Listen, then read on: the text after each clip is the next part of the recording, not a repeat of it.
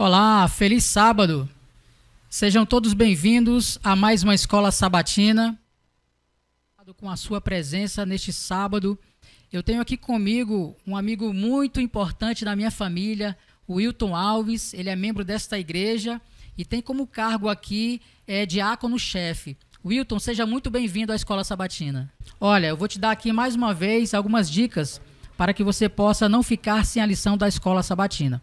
Você pode estar ligando para o 0800 da CPB, é o 0800 979 0606, durante a semana em horários comerciais, ou você pode também acessar o site da CPB, é o www.cpb.com.br, e ali também você pode estar sendo direcionado para também adquirir não só avulso, a lição da Escola Sabatina, mas em especial o que nós sempre indicamos aqui, a assinatura da lição, tá bom? Então, após o pôr do sol e durante toda a semana, você pode então estar acessando o site da CPB, tá bom?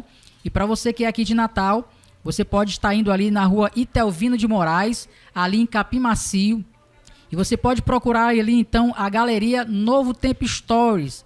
Fica ali no Centro Comercial Sun City, tá bom? Fica ali entre a Praça da Árvore de Natal e o 7º Cartório, tá bom? Não fique sem a lição. Deus abençoe o seu dia. Wilton, neste momento, então, eu gostaria que você pudesse fazer uma oração inicial para nós, então, darmos início ao estudo dessa manhã. Oremos. Eterno Pai, querido Deus, nós somos gratos a Ti, ó Deus, pelas bênçãos recebidas, por um sábado maravilhoso que estamos passando. E, ó Deus, te pedimos a Tua inspiração, que possamos ser inspirados por Ti, os ouvintes também venham a ser inspirados, e que possamos aprender somente de Ti, ó Deus. Te pedimos por Jesus. Amém. Amém. Louvado seja Deus. Bom, para você que está nos assistindo, não é, Wilton? Nós estamos aqui na 11ª lição, quase terminando aí o trimestre. E a lição de número 11, ela tem como título Deuteronômio em escritos posteriores. E o verso para memorizar está lá em Deuteronômio, capítulo 10, no verso 15. Você está aí com a sua lição, pode acompanhar. Se você estiver com a sua Bíblia, pode abrir aí em Deuteronômio capítulo 10, no verso 15, que diz o seguinte: O Senhor se afeiçoou tão somente aos pais de vocês para os amar, e a vocês, descendentes deles, ele escolheu do meio de todos os povos, como hoje se vê. Wilton, é muito comum nós vermos, então, escritores bíblicos posteriores, eles citando os versos também ali de outros escritores bíblicos anteriores. Isso eles fazem para que eles possam dar ali o seu ponto de vista também. Não é verdade? Isso é muito comum acontecer na Bíblia, não é isso? A Bíblia, como um livro completo, a Bíblia quer dizer coleção de livros, né? E geralmente alguns escritores citam outros escritores passados. A gente pode ver como a Bíblia se coaduna em si mesma. Ela é como se fosse um só. O que um fala não contradiz o que o outro diz. Por isso que eles citam uns aos outros. Amém. Olha, nós estamos aqui conversando, mas se você quiser participar e dar a sua opinião também, fazer o seu comentário, fique à vontade, tá bom? Deus seja louvado. Wilton, nós vimos aqui que no Salmo 81, por exemplo, no verso 10, ele cita lá o que também está em Deuteronômio, como por exemplo, eu sou o Senhor, o Deus de vocês, que eu os tirei da terra do Egito, né? Ele remota ali, então, para os tempos ali que foi colocado ali, então, os mandamentos de Deus. Vimos também aqui em Jeremias, capítulo 4, no verso 23, também onde ele cita ali, olha, a questão de Gênesis, capítulo 1, verso 2, né? Diz, olha, olhei para a terra e eis que ela estava sem forma e vazia. Olhei para os céus e eles não tinham luz. Então, a gente pegou aqui, então, dois escritores bíblicos, né? O escritor bíblico ali de Salmos, o escritor bíblico ali do livro de Jeremias também, citando aquilo que já existia, já era comentado antes no livro anterior, né? Bom, como nós já vimos, nós iremos, então, durante essa semana que nós estudamos, ver, então, a maneira pelo qual o livro de Deuteronômio foi usado por escritores posteriores, né? E que partes de Deuteronômio eles usam para que possam defender ali, então, algo que seja relevante para nós hoje também. Vimos também, com relação a esse assunto, Wilton, que o livro de Deuteronômio ele é conhecido como o livro da lei, né? Nós aprendemos isso, que quando a Bíblia fala livro da lei, ela está se referindo ao livro de Deuteronômio, né? E nós iremos, então, aperfeiçoar então, esse conhecimento através desse momento. Quais são as suas palavras iniciais em relação a este momento em que o livro de Deuteronômio ele é conhecido como o livro da lei? Todos os escritos de Moisés, a gente percebe que fala muito de leis, mas Deuteronômio é o checkmate da lei, que fala de várias leis, da lei de Deus também, né?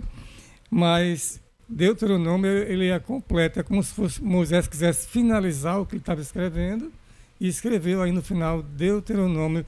O nome do livro quer dizer segunda lei, né? Então todas as leis que Deus tinha dito de Gênesis até Números, Levíticos, quando chega em Deuteronômio, ela é mais especificada. Essa é assim, lembre-se, como Moisés falou assim, eu vou embora, mas vocês vão ficar, não esqueçam. Lembre que a lei deve ser guardada no coração de vocês. Você deve ensiná-la aos filhos. Deve ensinar sentado, levantado, deitado, de qualquer posição. Você precisa ensinar a lei aos seus filhos. E Deuteronômio é isso, leis. Mas por que lei? Por que Deuteronômio quer dizer lei? Era para ser um negócio, não faça, não faça isso, não faça aquilo. Não é só restrições, isso. Né? A Bíblia diz que a lei, aliás, na Bíblia não, mas nós dizemos que a lei, ela é proteção. E Deuteronômio fala sobre isso. Deus dando estatutos. No final, é como se assim, Deus fez uma aliança conosco, fez a parte dele, agora é a nossa parte. É assim que diz Deuteronômio. É exatamente isso, né? E nesse mesmo contexto, Wilton, eu queria que você acompanhasse também de casa, por gentileza, no livro de 2 Reis, no capítulo 22. E aqui foi um capítulo muito importante e interessante, né? Aquilo que nós aprendemos aqui, 2 Reis, capítulo 22. Eu vou ler aqui então os versos 8 e depois o verso 10, e depois nós iremos aqui entrar nesse contexto muito importante desse evento aqui, em que conta o capítulo 22 do livro de 2 Reis. Então diz o seguinte, o verso 8, então disse o sumo sacerdote Ilquias ao escrivão Safã, achei o livro da lei na casa do Senhor. Verso 10, relatou mais o escrivão Safã ao rei, dizendo, o sacerdote Ilquias me entregou um livro, e Safã o leu diante do rei. Wilton, eu queria que você então fizesse um comentário e fizesse aqui um apanhado do contexto dessa história, até chegar esse momento aqui então, em que o escrivão ele lê, e o que ele lê também aqui para o rei aqui Josias então. O templo estava tendo uma reforma, né? E o rei disse, olha, vá lá, vou passar fã, né? Vá lá pagar as pessoas que estão trabalhando no templo, né? Faça o pagamento, procure onde é que está esse dinheiro, que o dinheiro é depositado para as pessoas que estavam ali na reforma do templo.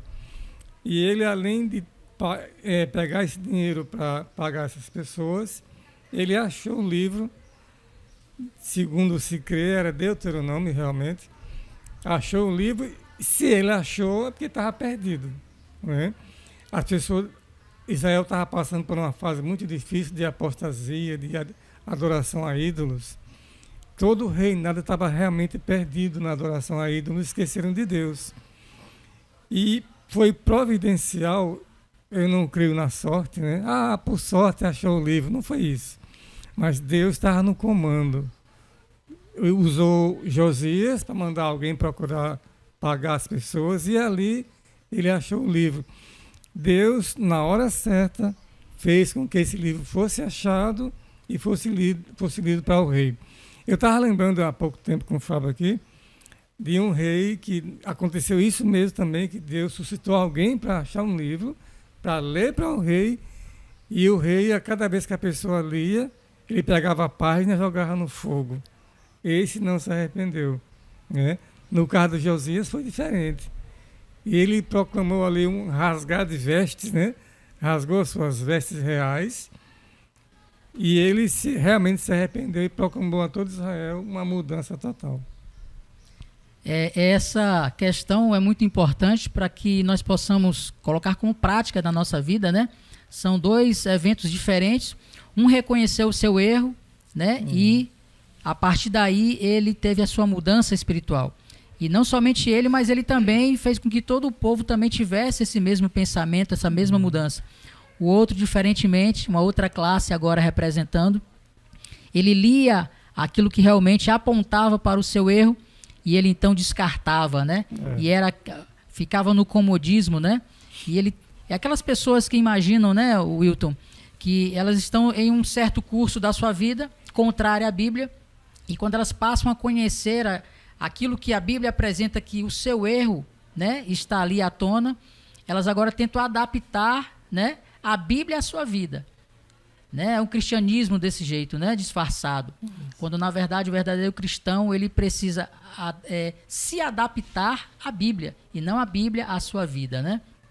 E é interessante, Wilton, que a partir daí, né, o rei Josias, ele então leu, ele reconheceu ali então que o seu povo e ele também estavam fazendo aquilo que desagradava a Deus, e ele então propôs então ali ao povo que fizesse uma reforma espiritual.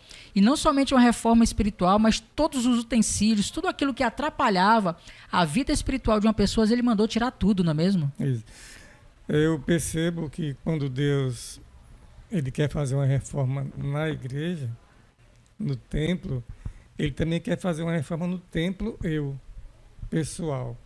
Então Deus ele quer me mudar completamente. E isso aconteceu lá na época de Josias. Houve uma mudança no templo, uma reforma, e houve uma mudança geral na espiritualidade do povo. E isso a gente pode ver que o quanto a força de um líder é importante. Se ele vai guiar o seu povo para o lugar errado, o peça vai para o lugar errado. Mas Josias, houve uma mudança total. Ele aceitou o chamado de Deus para que pudesse reformar todo Israel, e isso aconteceu na época dele. É verdade, né?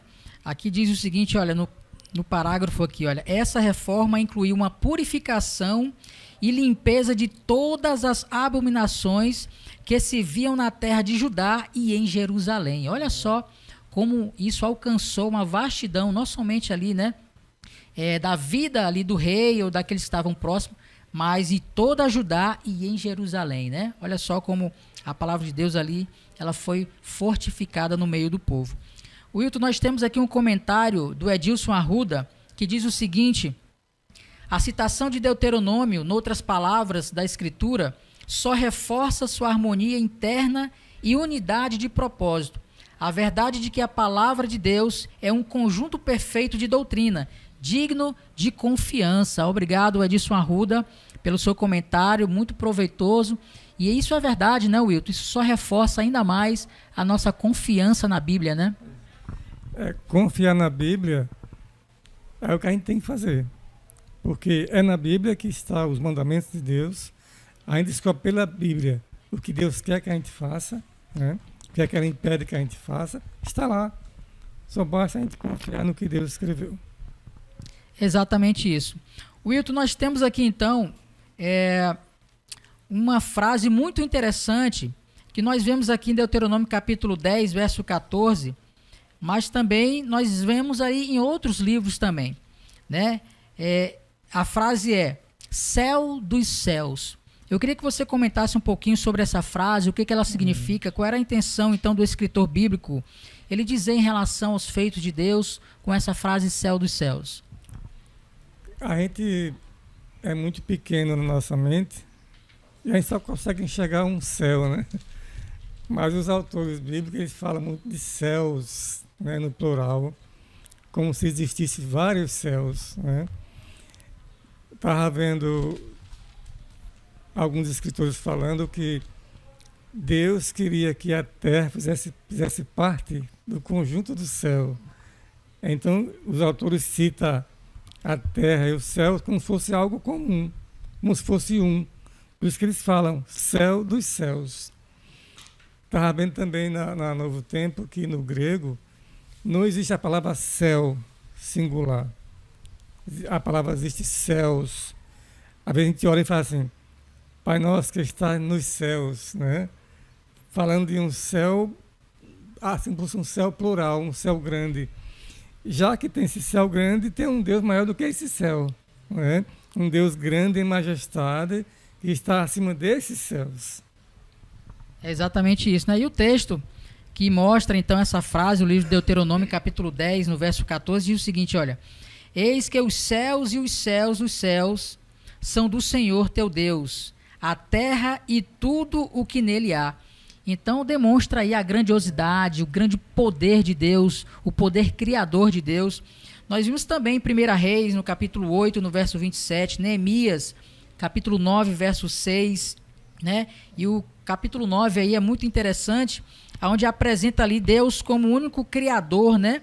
Que deve ser adorado, diz Neemias, capítulo 9. Vimos também em Salmos 148, no verso 4, onde nós somos chamados a adorar esse Deus criador de todas as coisas.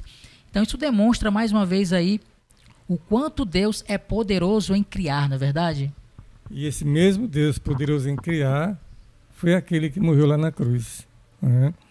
Então a gente vê assim não diria um contraste, mas um amor soberano, sobrenatural, de ter nos criado e morrer em nosso lugar. É verdade. Wilton, nós temos também um outro escritor bíblico que citou também ali o livro de Deuteronômio, um livro que faz parte aí então das profecias bíblicas. Nós também temos muitas mensagens ali em Jeremias, que faz parte do cânon bíblico, que nos ajuda ali a interpretar então também as profecias. E Jeremias, ele no capítulo 29, no verso 13, né, ele também cita o mesmo texto que tem lá em Deuteronômio capítulo 4, verso 29.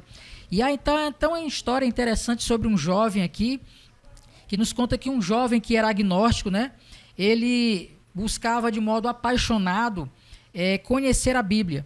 E aí, então, por fim, ele então creu em Deus, ele teve estudo bíblico, e ele tinha um texto que ele gostava muito. O texto preferido dele era esse, Jeremias capítulo 29, verso 13, que diz o seguinte: vocês me buscarão e me acharão quando me buscarem de todo o coração. E muitos anos mais tarde, ele lendo novamente ali a Bíblia, ele encontrou o texto aqui de Deuteronômio capítulo 4, verso 29, que é o mesmo texto que ele havia lido lá em Jeremias, ou seja, ele percebeu aqui que Jeremias havia citado o texto ali, então, que Moisés escreveu em Deuteronômio capítulo 4, no verso 29, não é mesmo? Como a gente disse no início, toda a Bíblia ela é um livro completo. Os seus autores confiam no que o outro escreveu. Eu lembro dos livros apócrifos, nenhum deles é citado pelos autores bíblicos, né? Já os livros canônicos que estão escritos na Bíblia, vários autores citam entre si, mostrando que eles são verdadeiros e que merecem confiança. Exatamente isso, né?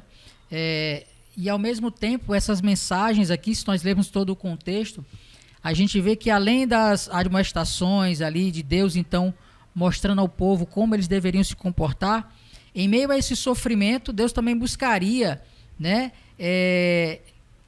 o povo para que pudesse então chamá-lo a essa adoração, para cuidar do povo, né? Em meio ao sofrimento, o povo buscaria a Deus e o acharia quando buscasse de todo o coração. Essa é a parte confortante desse texto também, né? No Testamento, Cristo diz assim: batei, abre-se-vos-á, né? Buscais e achareis.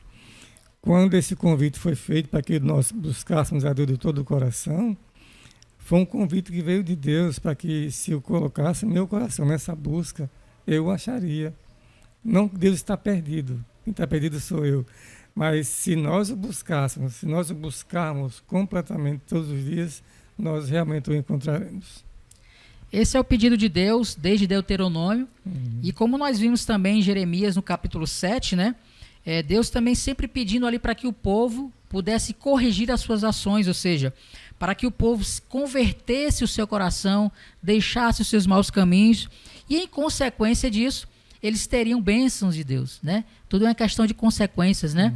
Quando nós escolhemos as coisas certas e corretas, com certeza nós teremos bons frutos como bênçãos, não é verdade? Não que às vezes as pessoas pensam, não, porque eu vou para a igreja porque lá você é abençoado. Não é esse o propósito de Deus. Ele quer nos abençoar todo o tempo, né? Mas quando você está com Deus, você tem uma vida mais calma, uma vida mais sossegada, você tem uma vida abençoada, né? Consequência de buscarmos a Deus. Quando, pelo outro lado, você, quando não está com Deus, você tem uma vida tribulada, cheia de problemas, né? Não que você não tenha como cristão, mas imagine você passar por problemas sem Deus, né? Imagina isso. Você tendo Deus, você sabe que isso vai passar. Não, eu estou passando por isso hoje, mas isso vai passar. Então você tem a certeza de um Deus que está com você. Isso é claro e evidente. É verdade, né? Wilton, e aí vem a pergunta, mas o que o Senhor pede? Talvez algumas pessoas possam ter dúvida, o que realmente Deus quer que eu faça, Isso, né? E aí nós vimos aqui então, em alguns livros também, como Miqueias, como o livro de Osias, né? Como o livro de Amós, né? Oséias, né? E Amós, que também remetem a esses textos de Deuteronômio, que também são importantes, que respondem a essa pergunta. O que Deus nos pede? Nós vimos aqui nesse contexto que, após ali os 40 anos no deserto, Deus então chama Moisés e instrui Moisés para que pudesse agora falar com o povo, e ali vem o contexto do livro de Deuteronômio, para que ele pudesse instruir o povo como eles deveriam se comportar agora que iriam atravessar ali o rio e agora terem ali literalmente a Canaã, né, a terra prometida. Isso. E Deus os instrui, ou seja, Deus estava ali prestes já a fazer a sua parte, a cumprir a sua promessa ali da aliança.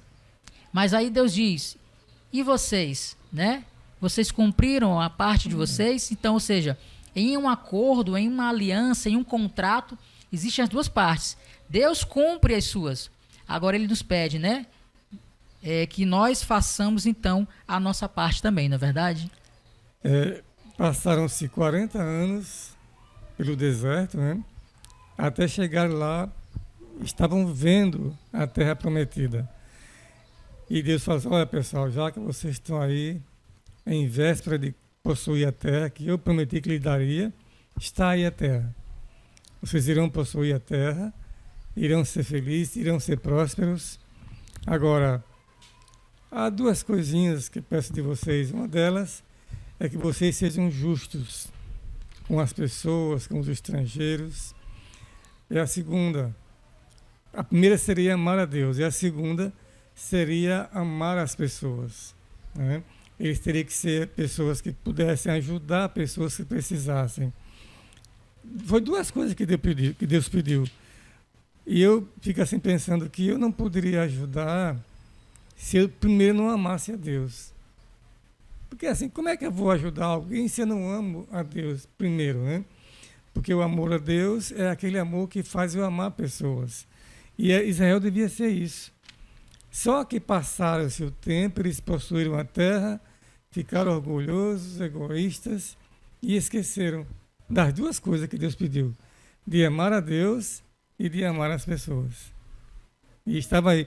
E a gente perceber em todos os profetas da Bíblia, todos eles tocam no mesmo assunto, que deveria voltar-se para Deus. É um convite, eu diria que é um convite para sempre de Deus, para a gente voltar e lembrar de Deus, lembrar das pessoas, de amar realmente. Nós percebemos que Miqueias, ele pega emprestado ali a linguagem de Deuteronômio capítulo 10, versos 12 e 13, né? E aí existe uma frase muito interessante que ele apenas faz um trocadilho ali de letra da lei por espírito da lei, né? Que é a mesma coisa de ser justo, de ser misericordioso, ou seja, Miqueias ali, ao mesmo tempo, estava fazendo essa citação de Deuteronômio, levando ao povo que pudesse refletir naquilo que Deus nos pede, que é que sejamos obedientes, que sejamos justos, que sejamos humildes, né? Essa é a nossa parte ali, então, dessa aliança que Deus tem para nós, não é verdade, Wilton? Eu cito aquela história lá do Novo Testamento com Jesus, quando ele curou aquele rapaz no sábado. Porque as pessoas não se alegaram por um milagre. Não. Mas eles foram na letra da lei. Não eram práticos, né, como deveriam ser. Porque realmente era algo para você se alegrar, ver alguém que recebia espírito mal e agora ser curado, e ninguém se alegrar por isso. Não, mas não pode não. Né? E você percebe que Cristo é muito mais do que isso. Então, quando nós queremos ficar na letra, em vez de colocar na prática a coisa, como Deus realmente quer, nós nos perdemos. E é isso que aconteceu. Você está mais preocupado com como é que eu diria, com a arrumação, do que preocupado com pessoas. E Cristo fez isso. Ele quer nos salvar sempre. E Deus, eu digo a você, Deus fará por você muito mais. Fará por nós coisas que você nem imagina para lhe salvar. Amém. Ele faz isso. É verdade. Wilton, nós vemos aqui agora um outro escritor bíblico, também citando ali o livro de Deuteronômio, agora é Daniel, né? Nós vimos que a oração de Daniel é uma das maiores orações, né, aqui da Bíblia, e ao mesmo tempo também é a mais importante, mais bonita e mais bela oração feita ali, que é a oração feita por Daniel. Eu queria que você comentasse um pouquinho sobre essa oração de Daniel, que está ali no capítulo 9 do livro de Daniel, do que ela se trata, por que Daniel fez aquela oração e quais são os temas que estão diretamente relacionados com o livro de Deuteronômio. Você pega Daniel e vê que ele estava vivendo numa época que eles eram escravos de outras nações. Todo Israel foi, não diria destruído, mas foi levado a outras nações pela sua própria desobediência. E nesse contexto, quando Daniel faz a sua oração, ele diz assim, eu sou um pecador, como se ele fosse realmente aquele que Israel pecador, mas ele sentia isso. Então, naquela desolação de Israel, Daniel orou ao Senhor, dizendo que realmente ele era, o que a nação era, tinha pecado contra Deus, e que Deus precisava fazer um milagre na vida deles, né? E Deus faz isso. Exatamente, né? Nós temos aqui mais um comentário do Edilson Arruda que diz o seguinte, Wilton. O nome hebraico de Deuteronômio, Devarim, que significa as palavras também, é autoexplicativo, né? Demonstrando que, pelas instruções deste livro, o povo de Israel seria feliz e Deus seria glorificado entre os povos da terra. Essa é sempre a intenção de Deus, né? Por meio ali dos seus profetas, daqueles que foram instruídos pelo Espírito Santo de Deus, para que levasse a mensagem ao povo, para que o povo se voltasse a Deus, fosse um grande exemplo ali no meio do povo, uma luz no meio do mundo, e com isso Deus também pudesse ser glorificado em toda a terra, não é? Aí eu me lembro lá de Salmos, quando alguém fala assim, quando Salmos escreveu na inspiração divina, quando eles estavam escravizados em outra nação, alguém chegou assim, olha, cante um hino aí de vocês. Eu soube que são hinos bonitos, né? Aí alguém fala assim, como é que o pai pode cantar numa situação dessa, né? Então, e Deus colocou Israel como uma nação para glorificar o seu nome. E o mundo inteiro saberia que esse é o Deus que cuida. Rapaz, não existe Deus como esse, o Deus de Israel. Só que agora, aqui na época de Daniel, as pessoas estavam caçoando de Israel, caçoando do Deus de Israel, porque eles não foram capazes de seguir o Deus que o salvara há tanto tempo atrás. É exatamente isso, né? Nós vemos aqui em Daniel, no capítulo 9, os temas que são direcionados aí em relação a Deuteronômio. Nós vimos aqui, por exemplo, no verso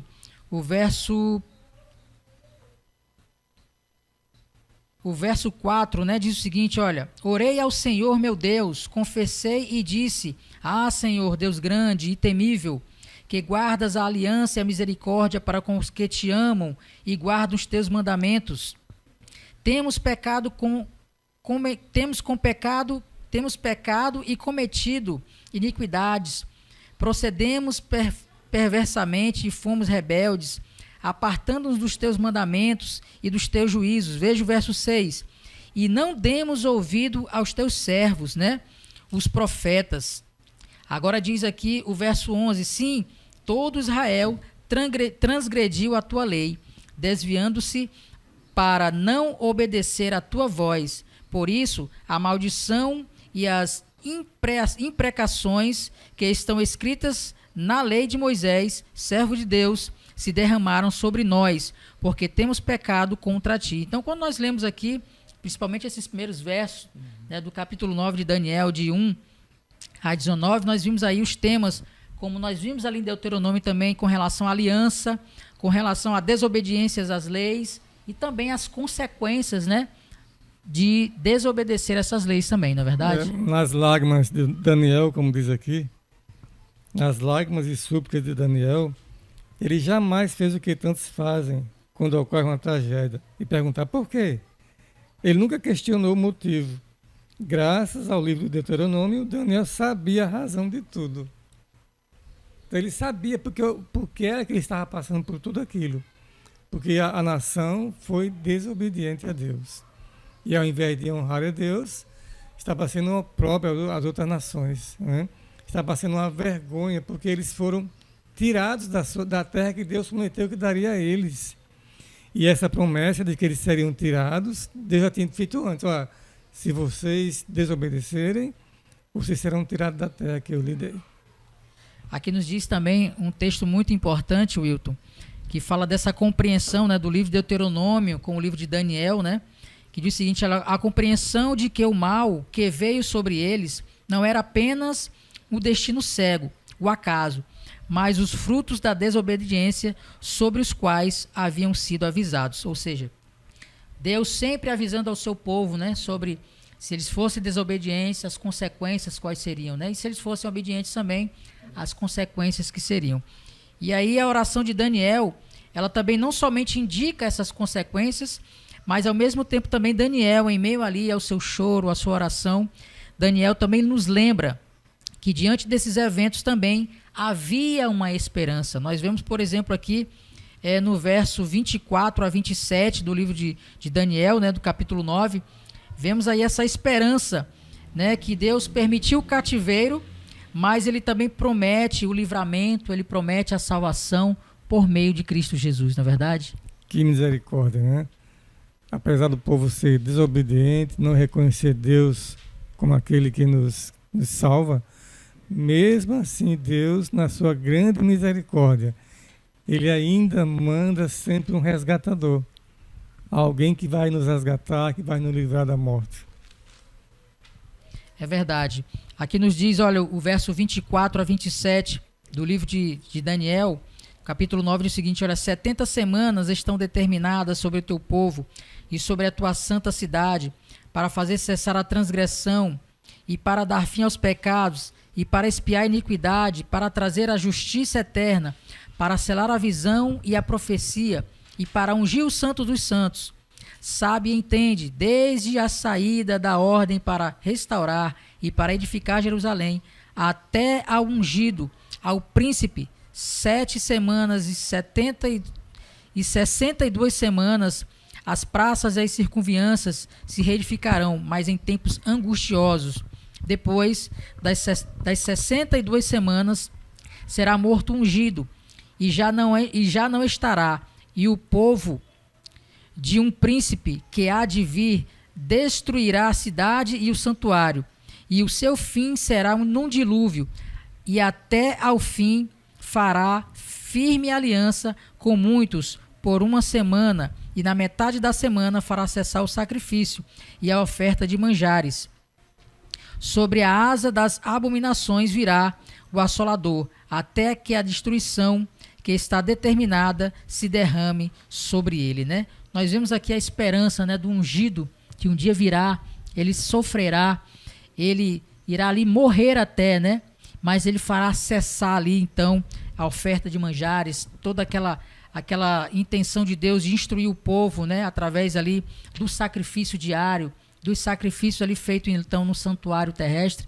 Aquilo tudo ia acabar porque o ungido, ele um dia viria para salvar a humanidade. Eu peguei aqui uma parte aqui do livro Santificação, página 46 e 47, diz assim: se nós, como um povo, orássemos como Daniel e lutássemos como ele lutou, humilhando o nosso coração perante Deus, haveríamos de presenciar tão notáveis respostas às nossas petições quanto as que foram dadas a Daniel. Amém, né? Se nós Louvado seja fizéssemos Deus. como Daniel, nós teríamos realmente grandes respostas, né? Exatamente, né? Exatamente isso. Wilton, nós comentamos ainda há pouco sobre o livro de Miqueias, o livro aqui de Amós também, que nos mostra, né, grandes passagens do Antigo Testamento, resume a mensagem dos profetas, né, do 8º século ali, como nós mencionamos ali alguns deles. Eu queria que você pudesse então nos dar aí um comentário especial para quem está nos assistindo com relação à leitura da Bíblia, a sua experiência de ler a Bíblia, o ano bíblico que nós temos feito, né, como cristãos adventistas. Nós indicamos às pessoas e costumamos indicar para que elas possam fazer o ano bíblico. Que forma interessante você daria como conselho para essas pessoas que querem buscar ler mais a Bíblia? Eu completei esse ano 48 anos de adventista, né? Amém. E 48 anos, é muito tempo. Tenho lido hein? a Bíblia algumas vezes. E eu peguei, alguns anos atrás, um modo de estudar a Bíblia diferente. Você lê a Bíblia não talvez durante um ano, mas lê mais devagar, né? Aprendendo melhor. Eu terminei a semana passada Deuteronômio. E a gente descobre tanta coisa que a gente já tinha lido antes, mas parece que a gente passou por cima, né? E a gente começa a ler devagar, comparando os textos com os autores e outros, pegando mais explicação. E você aprende demais, né?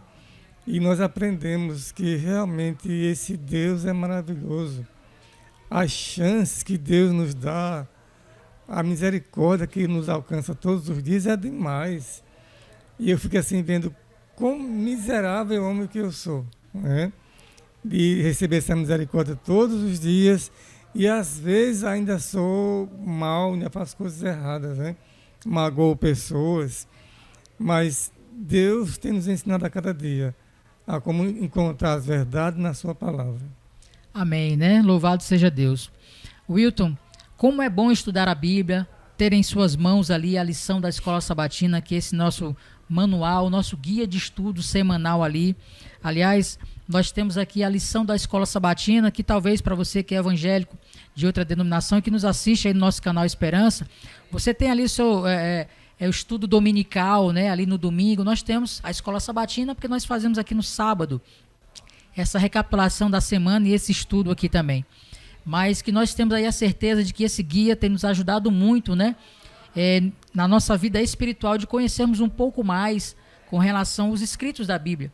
E nós devemos sempre estudar juntos a lição da Escola Sabatina com a Bíblia também, tá bom? Não esqueça de estudar aí juntos, não separadamente, somente a lição da Escola Sabatina. E você que ainda não adquiriu a lição da Escola Sabatina, veja aí no nosso canal as nossas dicas, ligando aí para o 0800, acessando o site da CPB também, ou indo à loja ali, Novo Tempo Store ali, no Centro Comercial Sun City, tá bom? Eu vou pedir aqui para o Wilton, então, fazer essa oração de encerramento deste momento. Peço a você que esteja aí assistindo conosco também, incline a sua cabeça, feche os seus olhos e vamos juntos orar ao nosso Deus. Ó Deus, eterno Pai, gratos nós te somos pelas tuas maravilhas feitas em nossas vidas. Gratos te somos, ó Deus, porque podemos dizer com certeza que até aqui nos ajudou o Senhor. Te pedimos, ó Deus, permanece conosco. Nos ajuda a não esquecer o que tu queres que nós lembremos, ó Deus. É de te servir e amar as pessoas. Perdoa os nossos pecados. Ser com a tua igreja em especial, que ela possa brilhar por ti. É o que te pedimos e já agradecidos estamos no nome de Jesus. Amém. Louvado seja Deus. Wilton, mais uma vez, muito obrigado por ter aceitado o convite de estar aqui conosco na Escola Sabatina. Deus abençoe você, a sua família também, né? E a você também que está em casa aí, Deus abençoe você e até o nosso próximo estudo.